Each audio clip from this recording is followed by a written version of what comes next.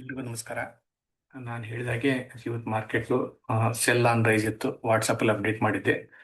ಅದ್ರ ಪ್ರಕಾರನೇ market work ಆಗಿದೆ.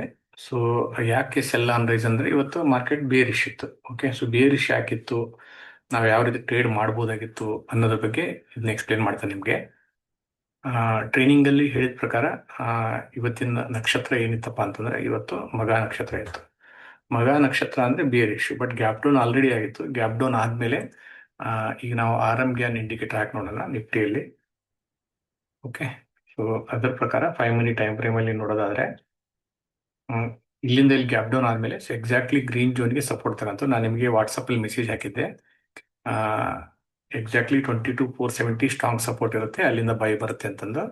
22,470ಇಂದಾನೇ ಬೈ ಬಂದು ನೀವು ಎಕ್ಸಾಕ್ಟ್ಲಿ ನೋಡೋದಾದ್ರೆ ಈ ಲೆವೆಲ್ ಅಂದರೆ ಈ ಲೆವೆಲ್ ಏನಿದೆಯಲ್ಲ ವೀಕ್ಲಿ ರೆಜಿಸ್ಟೆನ್ಸ್ಗೆ ಟಚ್ ಆಗಿ ಅಲ್ಲಿಂದ ಮಾರ್ಕೆಟ್ ಕೆಳಗಡೆ ಬಂದಿದೆ. ಓಕೆ, ಅಟ್ಲೀಸ್ಟ್ ನೀವು ಇದು ಒಂದು ಇಂಡಿಕೇಟರ್ ಮೇಲೆ ಫೋಕಸ್ ಮಾಡಿದ್ರು ಸಫಿಷಿಯಂಟ್ ಆಗುತ್ತೆ. So you know need to look at god gift all those indicators. You can just focus only one indicator which ever you like. Okay, ನಿಮ್ಗೆ ಯಾವ್ದು ಇಷ್ಟ ಆಗುತ್ತೆ ಆ ಇಂಡಿಕೇಟರ್ ಯೂಸ್ ಮಾಡಿಬಿಟ್ಟು ಇದು ಮಾಡಿ. ಸೊ ಈಗ ಇಲ್ಲಿಂದ ಸೆಲ್ ಆನ್ ರೈಸ್ ಅಂತ ಹೇಳಿದ್ರೆ ನೀವು ಇಲ್ಲಿಂದ ಸೆಲ್ ಮಾಡ್ಬೋದಾಗಿತ್ತು.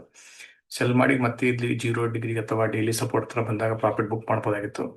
ಅಥವಾ ವಿವ್ಯಾಪ್ ಕೆಳಗಡೆ ನೀವು ಡೈಲಿ ರೆಜಿಸ್ಟರ್ನ ಸ್ಟಾಪ್ ಲಾಸ್ ಹಾಕ್ಬಿಟ್ಟು ಟ್ರೇಲ್ ಮಾಡಿದ್ರೆ ಇಲ್ಲಿ ಬಂದು ಸ್ವಲ್ಪ ಟೈಮ್ ಸ್ಪೆಂಡ್ ಮಾಡ್ತಾವ್ರೆ. ಇಲ್ಲಿ ವೀಕ್ಲಿ ಸಪೋರ್ಟ್ ಹತ್ರ ಬಂದು ಟೈಮ್ ಸ್ಪೆಂಡ್ ಮಾಡ್ತು, ಇಲ್ಲಿ ಸ್ವಲ್ಪ ಮೇಲೆ ಹೋಗೋದು ಕೆಳಗೆ ಮಾಡೋದು. ಸೊ ಒಂಥರ ನಮಗೆ ಕನ್ಫ್ಯೂಷನ್ ಕ್ರಿಯೇಟ್ ಮಾಡ್ತಿಲ್ಲಿ. ಓಕೆ, ಸೊ ಅದಾದ್ಮೇಲೆ ಈ ಲೆವೆಲ್ ಯಾವಾಗ ಬ್ರೇಕ್ ಡೌನ್ ಕೊಡ್ತಲ್ಲ, ಅದು ಕೊಟ್ಟಾದ್ಮೇಲೆ ಮತ್ತೆ ಇಲ್ಲಿಂದ ನಮಗೆ ಕರೆಕ್ಟಾಗಿ ಎಕ್ಸಾಕ್ಟ್ಲಿ 128 ಪಾಯಿಂಟ್ ಸಿಕ್ತು. ಎಕ್ಸಾಕ್ಟ್ಲಿ ವೀಕ್ಲಿ ಸಪೋರ್ಟ್ಗೆ ಬಂದ್ಬಿಟ್ಟು ಅಲ್ಲಿಂದಾನೇ ರಿವರ್ಸ್ ಆಗಿದೆ. ಇದು ನೀವು ಒಂದು ಅರ್ಥ ಮಾಡ್ಕೊಳ್ಳಿ. ಸೊ ಇವೆಲ್ಲ ಲೆವೆಲ್ಸ್ ಯಾವ ರೀತಿ ಪರ್ಫೆಕ್ಟ್ ಆಗಿ ವರ್ಕ್ ಆಗ್ತದೆ ಅಂತ ಅರ್ಥ ಮಾಡ್ಕೊಳ್ಳಿ. ಓಕೆ, ಸೊ ಈ ಲೆವೆಲ್ ಕರೆಕ್ಟ್ ರಿಜೆಕ್ಷನ್ ಯಾಕೆ ಬಂತು, ಇಲ್ಲಿ ಯಾಕೆ ಟೈಮ್ ಸ್ಪೆಂಡ್ ಮಾಡ್ತು, ಇಲ್ಲಿ ಯಾಕೆ ಟೈಮ್ ಸ್ಪೆಂಡ್ ಮಾಡ್ತು, ಇಲ್ಲಿಂದ ಮೇಲೆ ಯಾಕೆ ಹೋಗ್ಲಿಲ್ಲ, ಮತ್ತೆ ಇಲ್ಲಿಂದ ಕೆಳಗಡೆ ಯಾಕೆ ಬಂತು, ಇದನ್ನೆಲ್ಲ ನೀವು ನೋಡೋದಾದ್ರೆ ನಿಮಗೆ ಒಂದು ವಿಷಯ ಅರ್ಥ ಮಾಡ್ಕೋಬೇಕು. ಮಾರ್ಕೆಟ್ ರ್ಯಾಂಡಮ್ಲಿ ವರ್ಕ್ ಆಗಲ್ಲ, ಇದು ಒಂದು ಮ್ಯಾಥಮೆಟಿಕಲ್ ಕ್ಯಾಲ್ಕುಲೇಷನ್ ಮೇಲೆ ವರ್ಕ್ ಆಗುತ್ತೆ ಅಂತಂದು. ಓಕೆ, ನಾನು ನಿಮಗೆ ಆಲ್ರೆಡಿ ಟ್ರೈನಿಂಗ್ ಅಲ್ಲಿ ಹೇಳ್ಕೊಟ್ಟಿದ್ದೀನಿ ನನ್ನ ಗ್ರೂಪ್ ಅಲ್ಲಿ ನನಗೆ. ಸೊ ಈ ಇಂಡಿಕೇಟರ್ನ ಯಾವ ರೀತಿ ನಾನು ಡೆವಲಪ್ ಮಾಡಿದ್ದೀನಿ ಅಂತಂದು. ಓಕೆ, ಇದೇ ರೀತಿ ನೀವು ಬ್ಯಾಂಕ್ ನಿಫ್ಟಿನೂ ನೋಡ್ಬೋದು, ಕ್ರೂಡ್ ಆಯಿಲ್ ನೋಡ್ಬೋದು, ಎಲ್ಲ ನೋಡ್ಬೋದು. ಓಕೆ, ಈಗ ನಿಫ್ಟಿ ಬಗ್ಗೆ ನಿಮ್ಗೆ ಎಕ್ಸಾಂಪಲ್ ಕೊಟ್ಟಿದ್ದೀನಿ. ಈಗ ನೀವು ಒಂದು ಗಾಡ್ ಗಿಫ್ಟ್ ಇಂಡಿಕೇಟರ್ ಯೂಸ್ ಮಾಡ್ತಾ ಇದ್ರೆ ಗಾಡ್ ಗಿಫ್ಟ್ ಅಲ್ಲಿ ಏನಾಗಿರೋದು 5 ಮಿನಿಟ್ ಟೈಮ್ ಫ್ರೇಮ್ ಅಲ್ಲಿ. ಓಕೆ, ಸೊ ಎಕ್ಸಾಕ್ಟ್ಲಿ ಇಲ್ಲಿ ನೋಡಿ, ಇಲ್ಲಿ ಸಪೋರ್ಟ್ ಇದೆ, S1 ಇದೆ. ಸೊ S1ಗೆ ಟಚ್ ಆಗಿ ರೆಡ್ ಕ್ಯಾಂಡಲ್ ಅದಾದ್ಮೇಲೆ ಸಪೋರ್ಟ್ ಮೇಲೆ ಓಪನ್ ಆಯ್ತು. ಯಾವಾಗ ವಿವ್ಯಾಪ್ ಮೇಲೆ ಪ್ರೈಸ್ ಬಂತಲ್ಲ, ಅಲ್ಲಿ ನೀವು ಬೈ ಮಾಡಿದ್ರೆ ನೀವು ಕರೆಕ್ಟ್ ಆಗಿ R1ಗೆ ಪ್ರಾಫಿಟ್ ಬುಕ್ ಮಾಡ್ಬೇಕಾಗಿತ್ತು. ನೀವು ಇಲ್ಲಿ ಹೋಯ್ತು ಅಂತ ವೇಟ್ ಮಾಡಿದ್ರೆ ಮತ್ತೆ ಇಲ್ಲಿ ನೀವು ಎಕ್ಸಿಟ್ ಆಗ್ಬೇಕಾಗತ್ತೆ. ಯಾಕೆ ಗೊತ್ತಾ, R1 ಕೆಳಗಡೆ ಕ್ಯಾಂಡಲ್ ಕ್ಲೋಸ್ ಆಯ್ತು ಇಲ್ಲಿ. ಸೊ ಇಲ್ಲಿಂದ ನೀವು ಮತ್ತೆ ಸೆಲ್ ತಗೊಂಡ್ರು ಸಹ ನೀವು ಇಲ್ಲಿ ಬಂದು ಪ್ರಾಫಿಟ್ ಬುಕ್ ಮಾಡಿ ಸಪೋರ್ಟ್ ಹತ್ರ ಬಂದಾಗ ಪ್ರಾಫಿಟ್ ಬುಕ್ ಮಾಡ್ಬೋದಾಗಿತ್ತು. ಮತ್ತೆ ಯಾವಾಗ ಪ್ರೈಸು ವಿವ್ಯಾಪ್ ಕೆಳಗಡೆ ಇದೆ, ಸಪೋರ್ಟ್ ಕೆಳಗಡೆ ಇದೆ, ಮತ್ತೆ ಸೆಲ್ ತಗೊಂಡ್ರೆ ಎಕ್ಸಾಕ್ಟ್ಲಿ S3 ಟಚ್ ಆಗಿ S2 ಹತ್ರ ಬಂದಿದೆ ನೋಡಿ. ಸೊ ಈ ಲೆವೆಲ್ ಅನ್ನು ಯಾವ ರೀತಿ ಪರ್ಫೆಕ್ಟ್ ಆಗಿ ಅದು ರೆಸ್ಪೆಕ್ಟ್ ಮಾಡ್ತಾ ಇದೆ ಅನ್ನೋದು ಅರ್ಥ ಮಾಡ್ಕೊಳ್ಳಿ. ಓಕೆ, ಇವತ್ತು ಬೇರಿಶ್ ಸೆಟಪ್ ಯಾಕಿತ್ತಪ್ಪ ಅಂತಂದ್ರೆ, ಸೊ ಪಂಚಾಂಗಲ್ ನೋಡಿದ್ರೆ ಮಗ ನಕ್ಷತ್ರ ಇತ್ತು.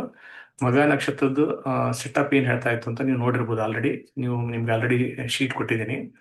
ಆ ಶೀಟ್ ನೋಡಿದ ಪ್ರಕಾರ ನಿಮ್ಗೆ ಅರ್ಥ ಆಗುತ್ತೆ. ಮಗ ನಕ್ಷತ್ರ ಇದ್ದಾಗ ಇಟ್ ಈಸ್ ಕ್ರೂಯಲ್ ಬೇರಿಶ್ ಅಂತಂದು. ಓಕೆ, ಮಗ ನಕ್ಷತ್ರ ನೋಡಿ, ಸೊ ಡೌನ್ವರ್ಡ್ ಅಂತ ಇತ್ತು. ಸೊ ಡೌನ್ವರ್ಡ್ ಅಂತ ಇದ್ದಾಗ ನಾವು ಬೈ ಸೈಡ್ ಟ್ರೇಡ್ ಮಾಡೋದ್ರಲ್ಲಿ ಅರ್ಥ ಇರಲ್ಲ. ಓಕೆ, ಸೊ ಈ ರೀತಿ ಇವತ್ತು ಮಾರ್ಕೆಟ್ ವರ್ಕ್ ಆಗಿದೆ. ಸೊ ಈ ನಾವು ಟ್ರೈನಿಂಗ್ ಕೊಡುವಾಗ ಈಗ ಅಸ್ಟ್ರೋ ಫೈನಾನ್ಸ್ ವರ್ಕ್ ಆಗುತ್ತೋ ಇಲ್ಲೋ ಅನ್ನೋದು ಪ್ರೂಫ್ ಸಹ ನಾನು ನಿಮಗೆ ಕೊಡ್ತಾ ಇದ್ದಾನೆ. ಅದ್ರ ಜೊತೆಗೆ ನೀವು ವಾಯ್ ಡೇಟಾ ಅದೆಲ್ಲ ನೋಡ್ಕೊಂಡು ನಿಮ್ಮ ರೆಫರೆನ್ಸ್ ಪ್ರಕಾರ ನೀವು ನಿಮ್ಮ ಪ್ರಕಾರ ಟ್ರೇಡಿಂಗ್ ಮಾಡ್ಬೋದು. ಬಟ್ ವಾಯ್ ಡೇಟಾ ಏನಾಗುತ್ತೆ ಅಂತಂದ್ರೆ ನಿಮಗೆ ಡೇಟಾ ಸಿಗೋದು ಲೇಟ್ ಆಗುತ್ತೆ. ಪ್ಲಸ್ ಫಾಸ್ಟ್ ಆಕ್ಷನ್ ತಗೋಬೇಕಾಗತ್ತೆ. ಅಷ್ಟು ನಮಗೆ ಟೈಮ್ ಇರಲ್ಲ ಮಾರ್ಕೆಟಲ್ಲಿ. ಸೊ ಒಂದೊಂದು ಕ್ಯಾಂಡಲ್ ದೊಡ್ಡ ದೊಡ್ಡ ಕ್ಯಾಂಡಲ್ ಆಗ್ಬಿಡ್ತಾವೆ, ರಿವರ್ಸ್ ಆಗ್ಬಿಡುತ್ತೆ. ಹೀಗಾಗಿ ನಾವು ಮೊದಲೇ ಪ್ರೀ ಪ್ಲಾನ್ ಮಾಡಿ ನಮ್ಮ ಟ್ರೇಡಿಂಗ್ ಸೆಟಪ್ ಮಾಡ್ಕೊಂಡ್ಬಿಟ್ಟಿದ್ರೆ ನಿಮಗೆ ಏನೂ ಪ್ರಾಬ್ಲಮ್ ಆಗಲ್ಲ. ಓಕೆ, ಸೊ ಇಂಡಿಕೇಟರ್ ನಿಮ್ಗೆ ಹೇಳ್ತಾ ಇದೆ ಯಾವ ಸೈಡ್ ಟ್ರೇಡ್ ಮಾಡ್ಬೇಕು ಅಂತಂದು. ಬೈ ಕೊಟ್ಟಿದೆ, ಸೆಲ್ಲು ಕೊಟ್ಟಿದೆ.